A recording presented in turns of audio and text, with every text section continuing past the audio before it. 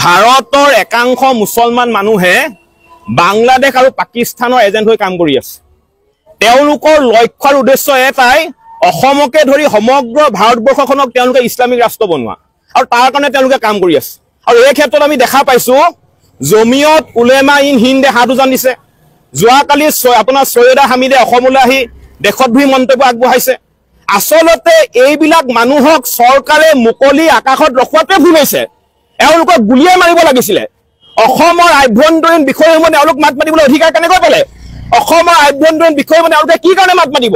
অসমত আমি আছো, আমি অসমৰ কাৰণে চিন্তা কৰিম। অসমত যিমানখিনি বাংলাদেশী আছে সকলো বাংলাদেশী খেদা হ'ব, এটা এটাকৈ বাংলাদেশী কিন্তু মৰিয়াই পিঠি বহল কৰি দিয়া হ'ব। উচ্ছেদ হৈছে, উচ্ছেদ হ'বই, কাৰণ অসমৰ খিলঞ্জীয়া ৰাইজৰ দাবী আৰু অসমৰ খিলঞ্জীয়া ৰাইজৰ দাবীৰ প্ৰতি সন্মান জনাই অসম চৰকাৰে অসমৰ মাননীয় সন্মানীয় মুখ্যমন্ত্ৰীয়ে উচ্ছেদ চলাইছে। আৰু এই বিষয়ত বাংলাদেশীৰ এজেণ্ট পাকিস্তানৰ এজেণ্টৰ মাত মতাৰ কোনো দৰকাৰ নাই। আমাৰ স্পষ্ট কথা, অসম আমাৰ, অসমত কোন থাকিব নাথাকিব এইটো আমি সিদ্ধান্ত ল'ম। সৈয়দা হামিদে ইয়াত মন্তব্য নচলিব, স্পষ্ট কথা।